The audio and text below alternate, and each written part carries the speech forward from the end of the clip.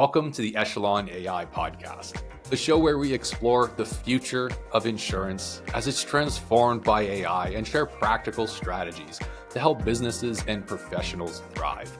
I'm your host, David, founder of Echelon AI.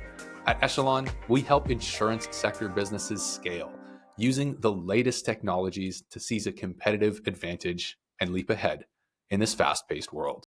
Today, I'm excited to welcome Rosie Paulson, a dynamic entrepreneur, accomplished author, and advocate for female resilience and empowerment. Rosie's inspiring journey from immigrant to successful business leader has spanned more than 2 decades.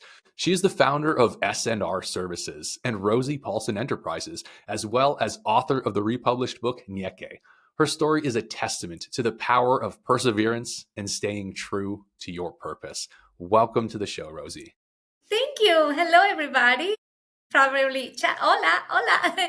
Some of you probably are buenas noches, buenos dias, buenas tardes, depending on what part of the world you're in. I am so grateful for being here today and sharing my story. Excellent. I'm excited to have you. Rosie, you've been in the Medicare arena since 2004.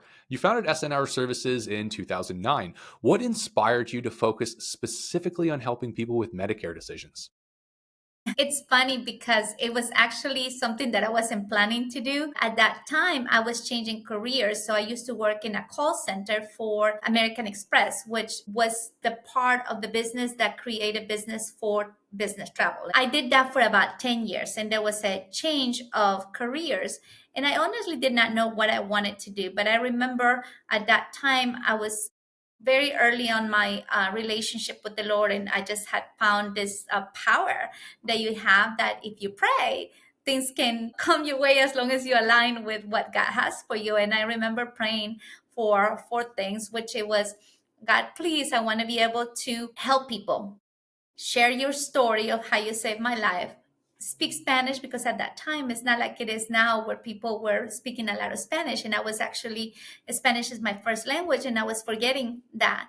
And then for the last thing, please, God, don't make me a salesperson, but other than that, you can do whatever you want with me. And I remember going for a job interview with Humana Healthcare, which is where I started my career in the corporate world, and realizing that their system was very easy and simple compared to what I was doing in the travel world, but it was more about the speaking aspect of it. So I've always been a person that can make friends with rocks. My husband always says that. And that I realized that if I became the person that I was the go-to person for whatever needs people had, I would just make the connections. I was a natural at that. But not coming from a sales background or not coming of an insurance background, the thing that drove me to continue to do what I did was that resilient and that resilient mindset, which I call Nyeke, which it was just connecting with people and help them solve their problems. And when I help them solve their problems, they will say, "And what is it that you do again?" And that's when I will share what I did. And they always used to say, "I have a grandfather," or "I have a father," or "I have an aunt, an uncle." And that's how I got in front of the people that make the caregivers that make the decisions or help the seniors make the decisions. And it was an easy fit for me because at the very beginning, Humana was not for everybody, but it was the most famous one, I would say, in the Medicaid arena at that time. After building the relationship, I realized though that I can only offer one product, but if I became a broker, I can refer and offer all the products out there. So I went to a friend of mine. I've always had great mentors, and he mentioned what a broker was, and I said, "Wait, what could be the worst thing that could happen?" And the worst thing that can happen is I have to go back and be in the corporate world. But 21 years later, I never did. And I have never regretted, because then that opened up my arsenal to help more people on different ways.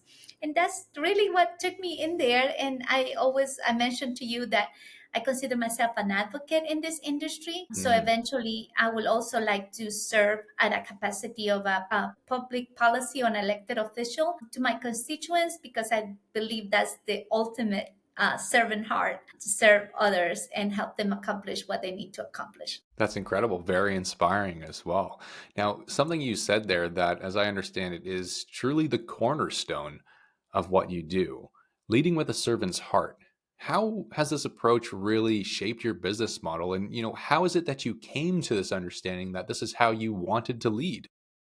Well, I tell you that's why the name of my book is Nieke, because Nieke is this inner strength that you continue to have, but you continue to have it for a very long time. So the servant heart might take you longer because of the relationship that you have to build. It's going to take time. It's getting to know that person. It's getting into their sphere of influence. It's really giving before taking. Okay. And let's face it, I get to deal with people or network with people that might be in their 60s. But when they get to Medicare age is 65. So I have people that have waited 12 years to become my client. And that resilience and that mindset, that constant discipline of being in front of people, that BNI always says is visibility that turns into credibility, that turns into profitability. So having a servant heart might take you longer to accomplish the financial goals. But those financial goals, once you accomplish, they just skyrocket because now you have those relationships that they are loyal to you. They will not, if somebody comes and try to tell them, oh, you should try this other plan. Oh, let me talk to my agent because Rosie knows everything. She's the one that can talk to me. So please, I have this person in my book of business that will never leave because of the loyalty. And then I do one policy only. The whole idea and what I teach other agents is the moment that you have 2 or 3 policies in the same household, so it's in your best interest that you can offer the person, in my case, Medicaid Advantage, but sometimes dental, they might need more dental. So we get another additional dental policy. They might be that their co-payment for the hospital is something that they're concerned about. So we put a hospital indemnity policy. If you put 3 policies in a household, that person is not going to leave because now they mean that they're going to have to cancel 3 different policies. And people just don't like to talk about insurance. I always say people feel intimidated talking about insurance, but when they get sick, you want to make sure the insurance works.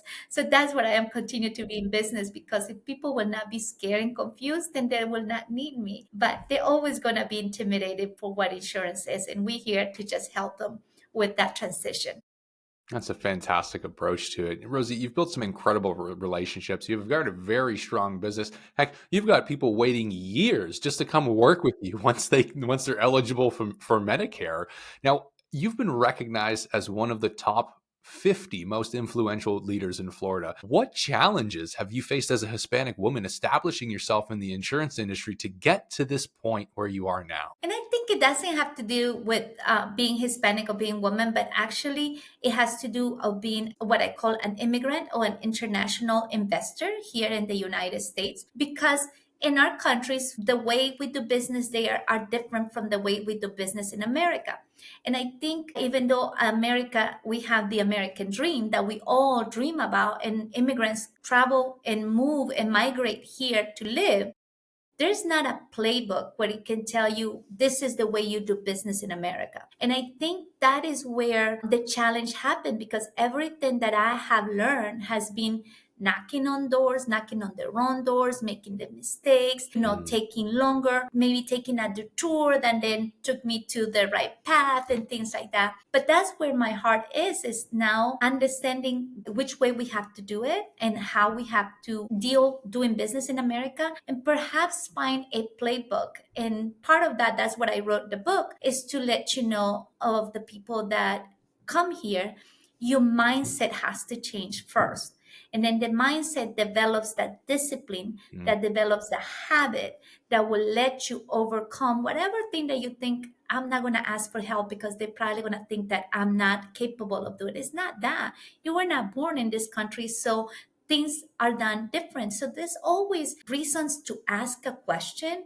And there's going to be people that, because they know your ethics, your integrity, who you are, they know you, they like you, they want you to be successful, and they're going to point you in the right direction. But always that part of doing business in the United States was a challenge. And another one that, because I've always been I have a master degree or doctorate degree in the School of Hard Knocks. I have done things just for the sheer power of resilience.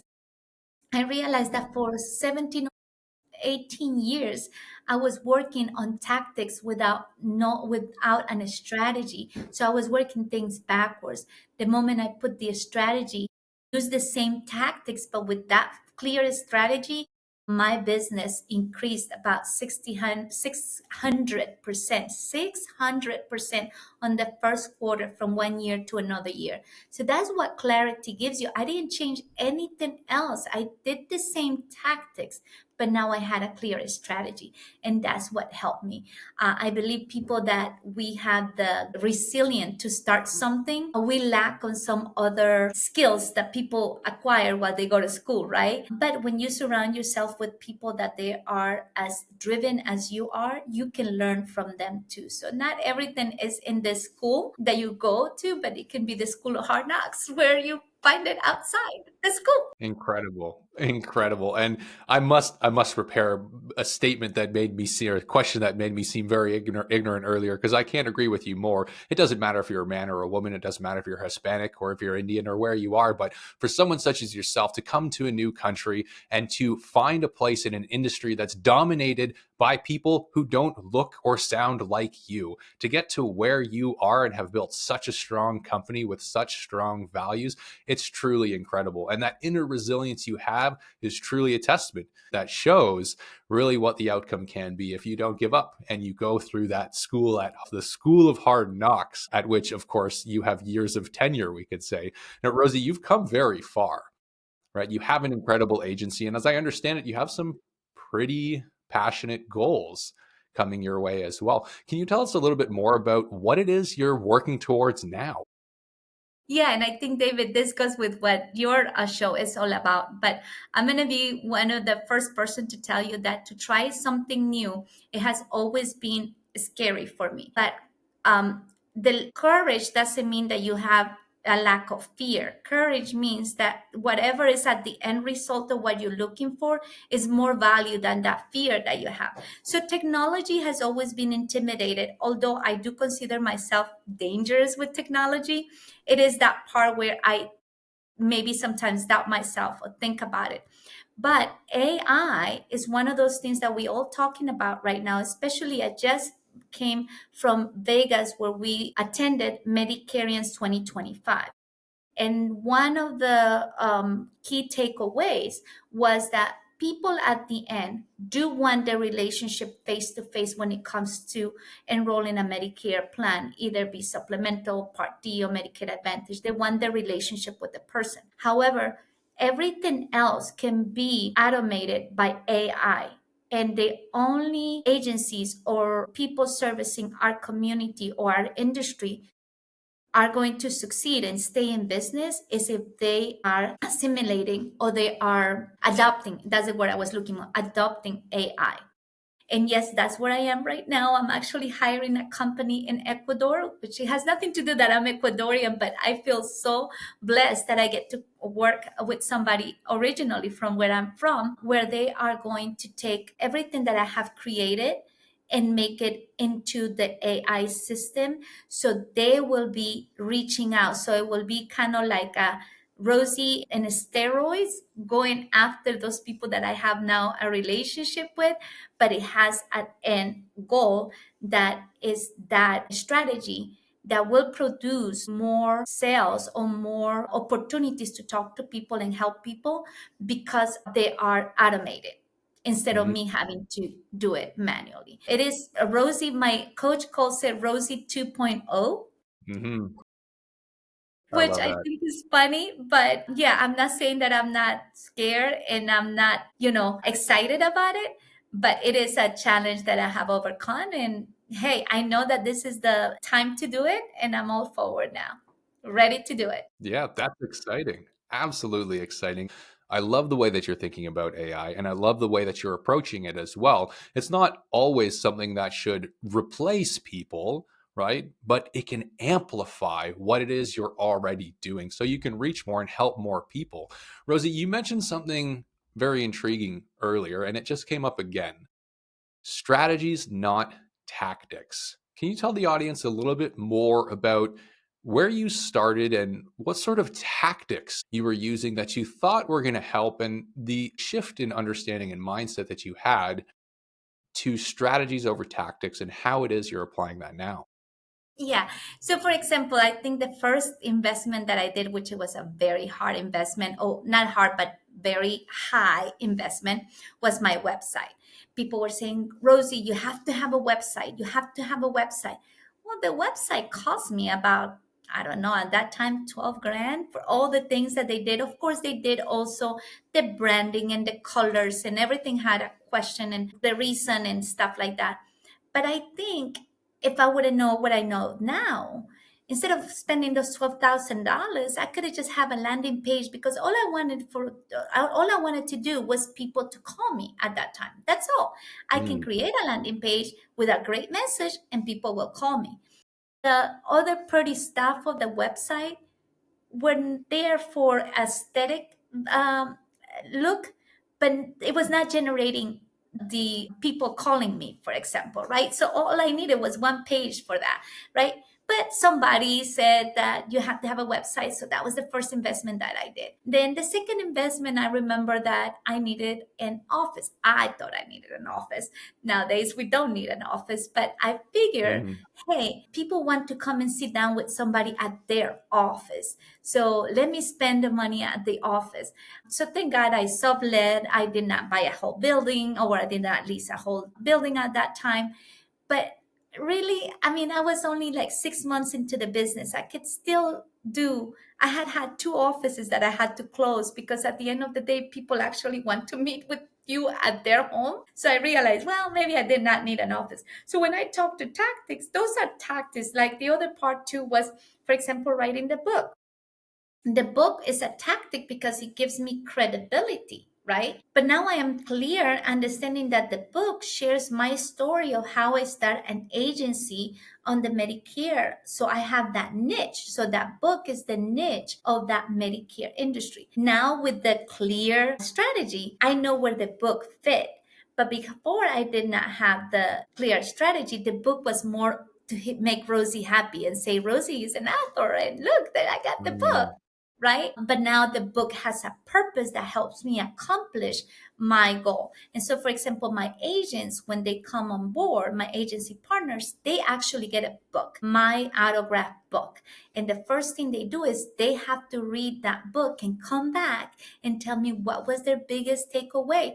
But at the same time, they're learning how to market this industry and this business, and how to build those long-term relationships, which I call relationship currency, keeping their authenticity and what they are called and created to be, to fulfill the purpose that they are created to fulfill.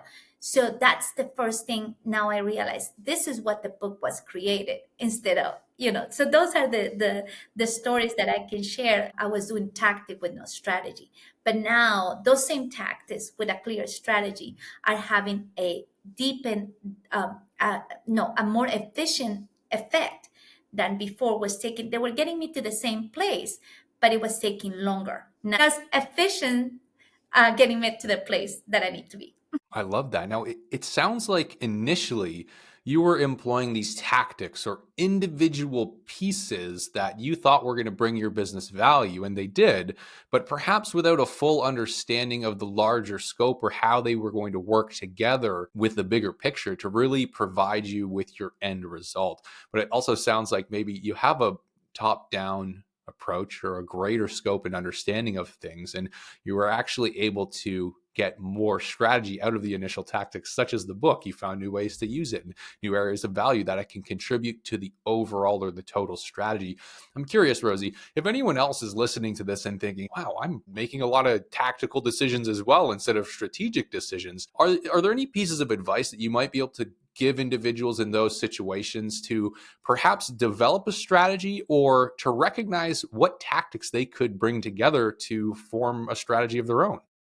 Right. So this is the one thing that I realized. So strategy is where you going. That's the strategy. The tactics is how you getting there.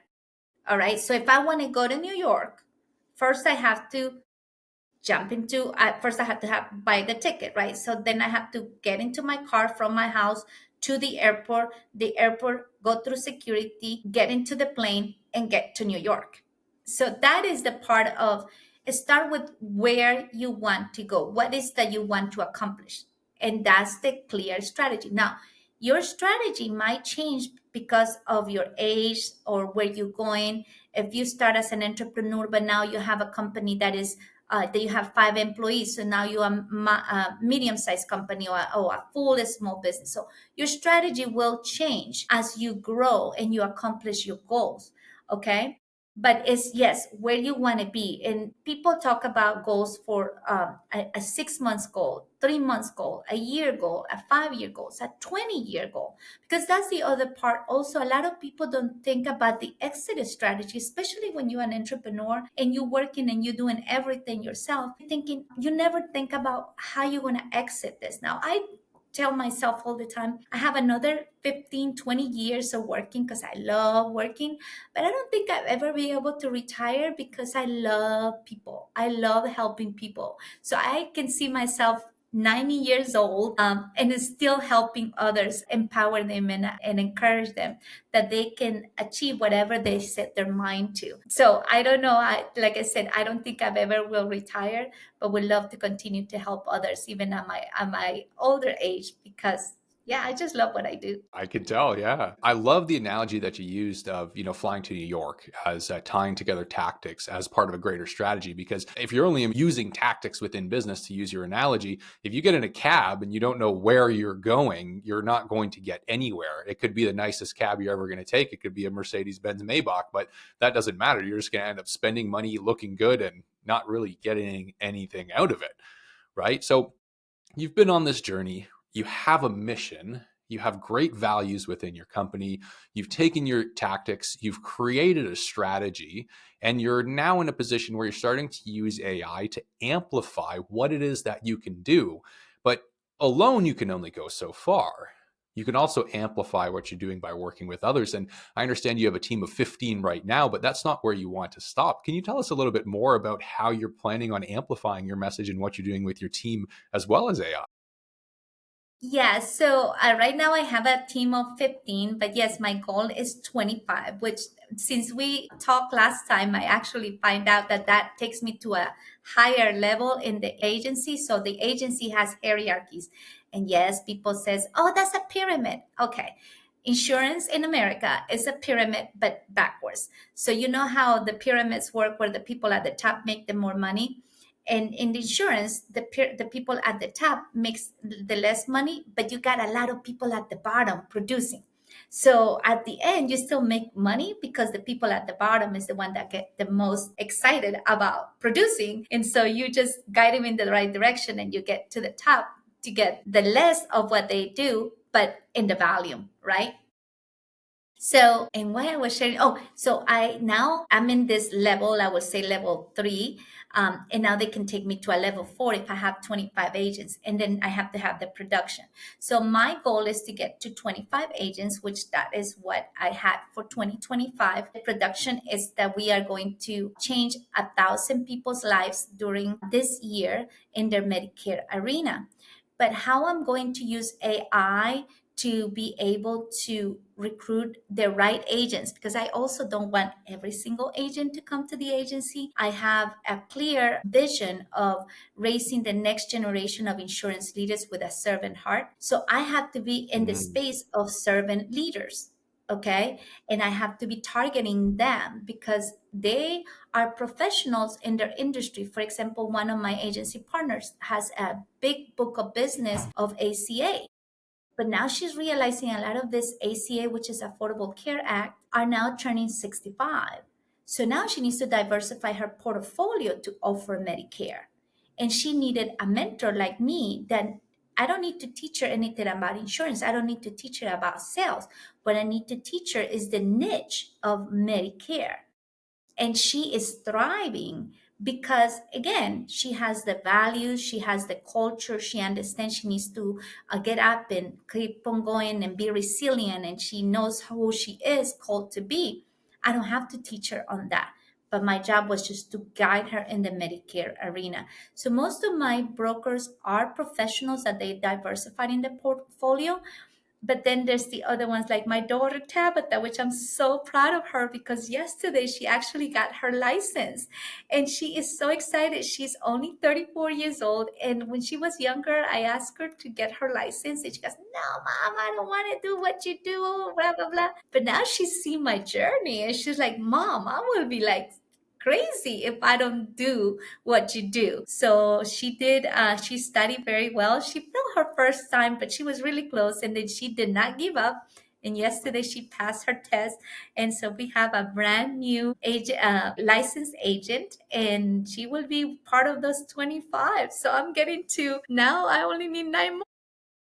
That's incredible. I mean, that's amazing that your daughter got her license as well. And I think this is a very exceptional case because most people don't dream about becoming an insurance agent. Your daughter didn't start there, but she saw the impact that you have and she saw how it's transformed your life. So I think it's incredible that you took what most people would never dream of and you made it a dream for your daughter, which is absolutely incredible. I love that. And Now, David, I had to tell you something too. One of my agents is my mom, which she used to be my teacher in Ecuador too. So see how wow. the roles reverse. But my Mhm. mom, I tell people, if I can teach my mom anything, I can teach anybody something. Because my mom was very hard, I guess, because of our emotional connection. She would just feel very inadequate. And my mom is a teacher. So if she teach, she was happy, but she thought this is something new where she was not teaching. And that's what I learned my skills of developing my agents per their need, because I realized that what my mom needed to understand is that she was teaching people so my mom teaches a science. She's teaching Medicare, but you're still teaching. I said to her, "You are a teacher, but you're a teacher of Medicare." And when she says that, oh, I'm a teacher. So you still your career, which is being a teacher, you just have changed the subject. And when she says, so my mom became very, she is very successful. Of course, I give her the stuff because she's my mom, but there was a need that I had and she fulfilled that need. My industry, my job has changed my family's life. And I would say the poverty or the scarcity mentality that we have grown up with stops here in this generation. And you can see it as my daughter getting her license and getting it smart because she has a strategy of what she's going to do with that. Has a strategy from a strategic leader such as yourself, leading from the front. That's incredible. Yeah, I think that's so great about your mom as well, right? And just being able to share that mental reframing about how it is you're viewing this, right? You're a teacher, you're just teaching people Medicare now, especially around if she was a science teacher, she's already familiar with biology, right? Which is ultimately tied to health. So I'm sure she found a lot of passion in that. Yeah, well, my mom has her Medicare and she understands now. So she actually practiced with her and my dad, of course. And then she realized, oh, I can help others understand what was so intimidating for me. And yeah, so I said to her, now you read those contents, you read the summary of benefits, the evidence of coverage, and they're practically the same no matter what company it is. I said, but the only thing that changes is the co-payments. And when she realized that, and we do have one of the things that we do have offering our agency partners is we leading my FMO field marketing organization, Health Plan Markets, is leading our industry and technology. So our technology, not talking about AI, but the technology we use to shop around for the plans, to implement, to apply, to use the application, so we can get them through the insurance company, so we can get the approval faster, so we can give you the ID faster than you waiting for your for your ID card, and then taking that and put it on a CRM system that actually touches my clients 17 times a year. That allows me to be free to continue to do this, which is talking to people and building the relationship. So I don't have to be doing that little minutia that can be automated but it's what is leading the industry to allow agents like me to thrive in what we thrive with the most, which is the relationship currency. Absolutely fantastic. So it sounds like you are already implementing some really great technologies, 17 touch points with each of your clients per year. It's no wonder you have such a strong book of business and you've come so far. Now you're starting to implement AI to amplify what it is that you can do. Now your team is growing, your company is growing. How is it that you're maybe planning on managing this team and the culture that you've built so that it doesn't get diluted as you grow? So I tell people my secret weapon is my husband. He has a phony or funky radar. So when I bring people on board to my agency, I want to be everybody's best friend. It's like I built that's who I am. I'm not a good manager. I'm a really good leader and encourager. A key of a leader is raising other leaders. So I'm really good about leading people and being their friends, but I'm not really good at hiring people or managing people, but my husband is. So when we bring somebody on board, my husband sits with me at that time and he will tell me yeah or nay. And the hardest thing has been to, how talk about submitting to your husband. Some women might have that as a bad thing or a negative condescending, but I actually don't, because my husband has that skill very amplified compared to mine. So at the very beginning, when I did not listen the first time, I ended up getting hurt, getting taken advantage of, and maybe lost time, money, and treasure, right? I mean, time, talent, and treasure at that time, and that relationship was lost. Now, by having my husband as the buffer, I will continue to have the relationship with that person as an acquaintance, but they're not a good fit for our agency. And now, as I keep growing, my own agents are building the culture. And if you see the agency partners, they all help each other. We have a little chat and signal that we all talk to each other. Sometimes I'm not available and they talk to each other themselves. So our team is also very close knit. So if I'm bringing somebody over, they have to gel with the team also. So I'm also now incorporating the part of bringing the team over and getting the feedback from the team, because at the end of the day, we all will benefit from succeeding. But if I bring the right people, then it doesn't take away from my focus on continue to provide the what is my calling, or what they call it in the EOS, your rock, right? Which is what I building the relationship, the public relationships, the going out there and talking to doctors or talking to insurance companies and trying to get perhaps more marketing dollars. Those things allow my agents to continue to serve their clients, and then they let me do what's my gifting, which is the relationship building.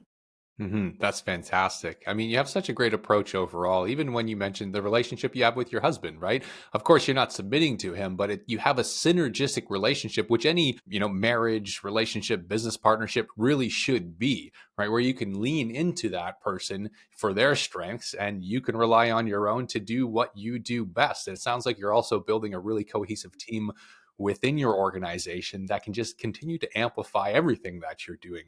So, if we touch a little bit more on AI, you mentioned that you're using it for yourself to amplify your voice and your efforts. Are you offering the same system to your agents now, or is this something that you're going to wait until you perfect for yourself and then roll out in a bigger way?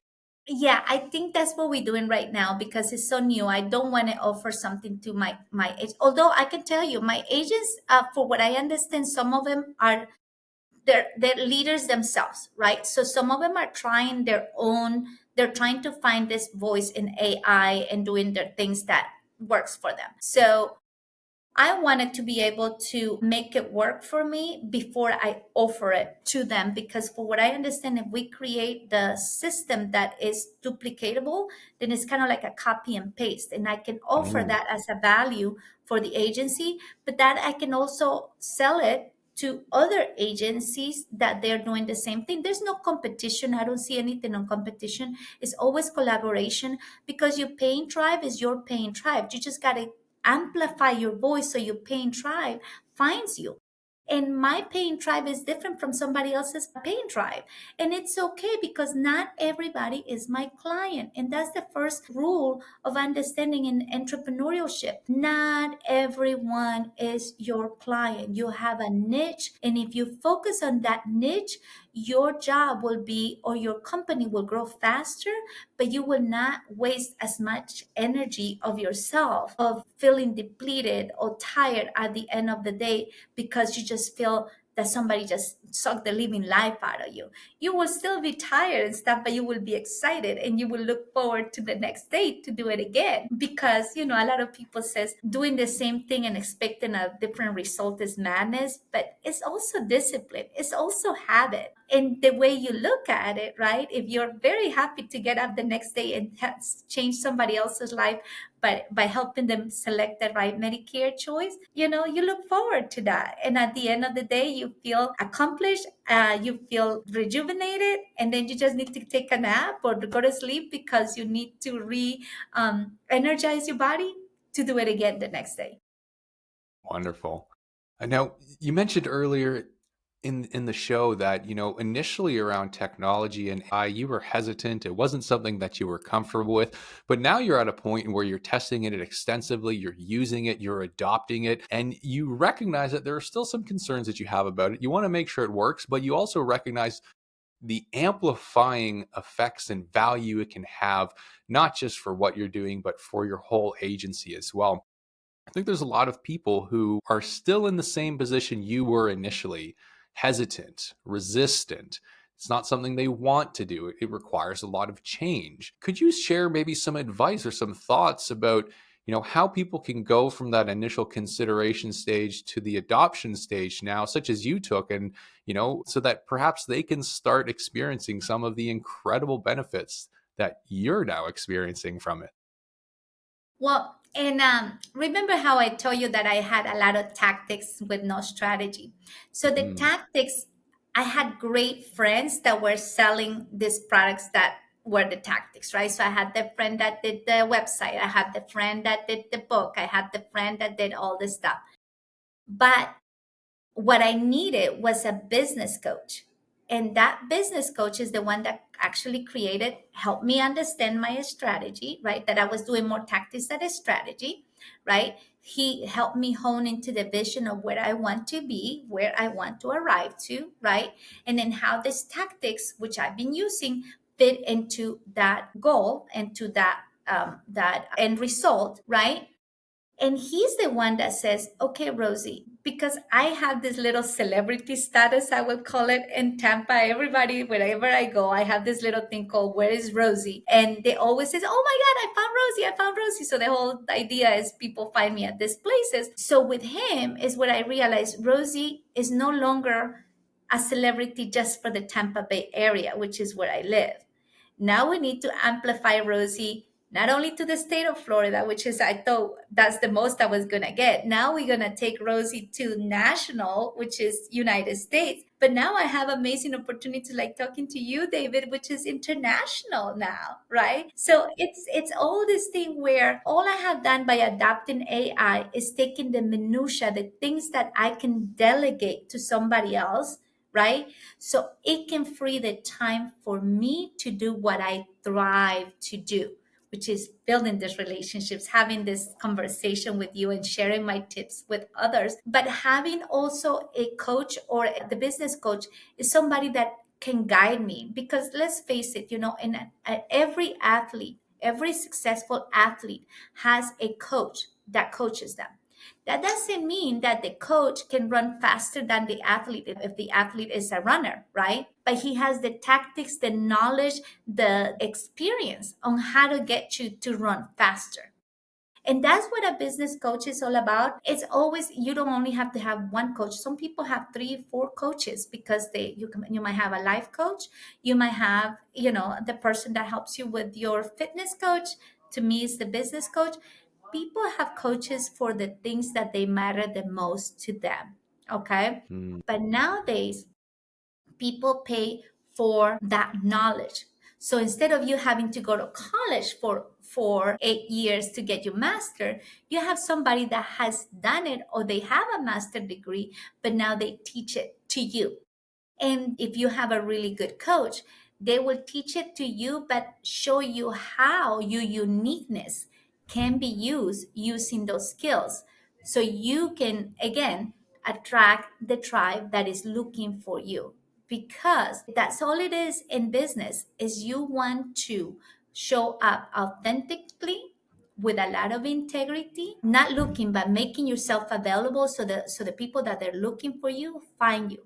Once they find you, they get to know you, like you, trust you, and do business with you because they know who you are. Rosie, that's incredible. Thank you so much for sharing these tips and insights with us in such a practical and easy to understand way, but also approachable and I think actionable as well. It was really great having you on the show. Thank you so much for sharing your story, your journey, and what's coming for your agency as well. For any of our listeners who might like to connect with you to learn more or to continue the conversation, what would be the best way to do so? Well, first of all, I want to provide to your audience the QR code where they can download my book. All right, at complimentary to you, and I'm pretty sure you can post it in the chat, or you can put it on the platform that you're using. But also, my website is rosiepaulsen.com, and it's Paulsen, not SON. So Rosie Paulsen. All my social media platforms are under Rosie Paulsen, and my email is rosie@rosiepaulsen.com. I would love to hear more from you guys. And yes, thank you, David, for the opportunity to talk to your audience. But yeah, pretty much they can find me under Rosie Paulsen. Excellent. It was a pleasure having you on the show, Rosie. To the listeners, thank you for tuning into the Echelon AI podcast. As always, I hope this episode has brought you valuable insight, knowledge, and inspiration. If it did, please, would you show your support by dropping us a like on this video and subscribing to the channel? Until next time, we're signing off.